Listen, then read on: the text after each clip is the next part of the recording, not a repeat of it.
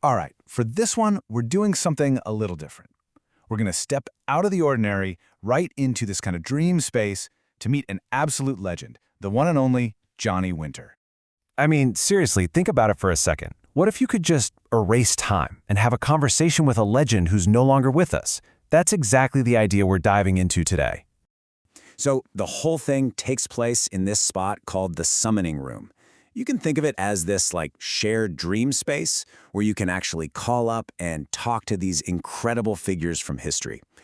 Ask all the stuff that you're just never going to find in a textbook. Okay, so let's set the scene. Picture this. You're in a room. It's lit by these old-school flickering gas lights. Everything's rich velvet and dark polished wood. And you can just feel it in the air, that quiet buzz of anticipation. Something big is about to happen. Now, this whole thing has rules. It's a specific ritual. To bring someone through, you need what's called an anchor, an object that was super connected to them. For Johnny Winter, well, it's got to be a glass guitar slide. That slide, plus the right words, that's the key that unlocks the whole thing. And just like that, the ritual's done. An hourglass is turned, the sand starts to fall, and it feels like the whole room is holding its breath. This is it. This is the moment. And it's funny, even the, let's call them permanent residents of the room, like this parrot named William, they get what's happening. You can tell they sense the energy of who's coming. That Texas tornado himself is on his way. And then, there he is. He just appears. And man, what an image. That shock of long white hair, those piercing blue eyes, and his whole frame, even standing still, it just seems to vibrate with this restless energy. You can almost hear the music.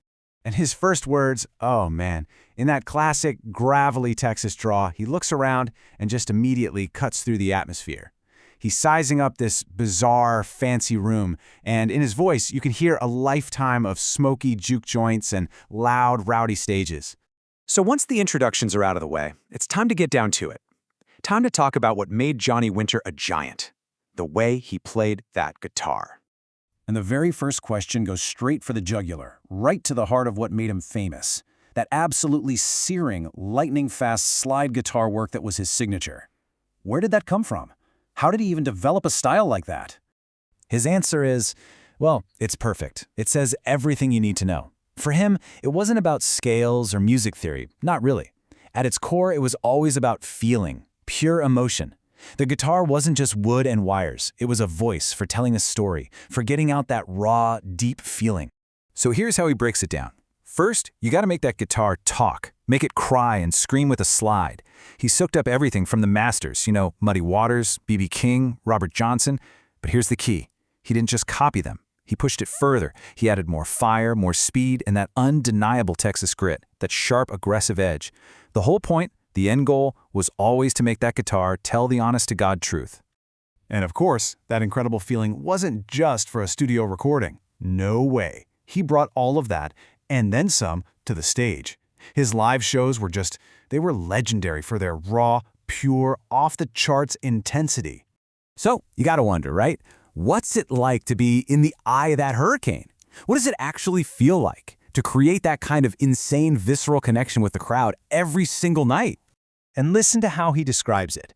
He doesn't even call it a performance. He calls it a communion. And that one word, man, it tells you everything.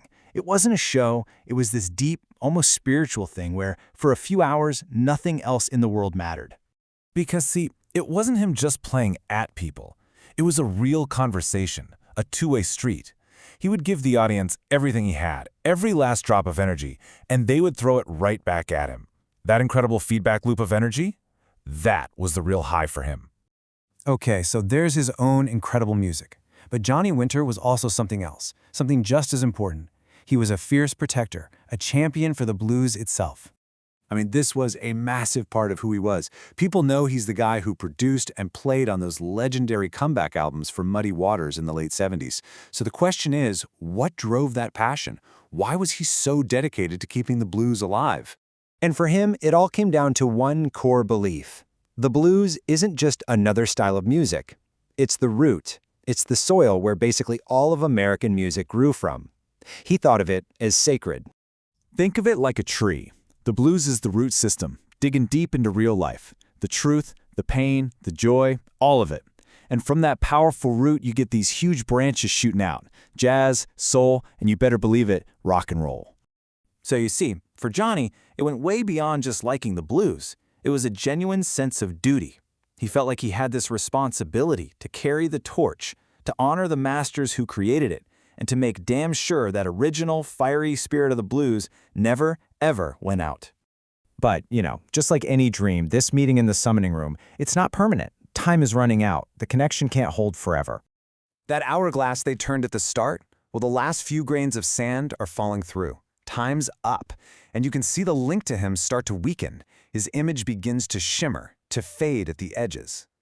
And just as he's about to go, he leaves us with one final thought, and it's basically the perfect summary of his entire life. It was never about the fame, never about the money. It was just about the music, playing it honest and playing it hard. And that's where we leave him. But it kind of leaves you with a question, doesn't it? This whole idea of the summoning room, it's pretty wild. So I'll ask you, if you could do it, if you could find that one anchor and say the words, who would you summon? Who would you talk to?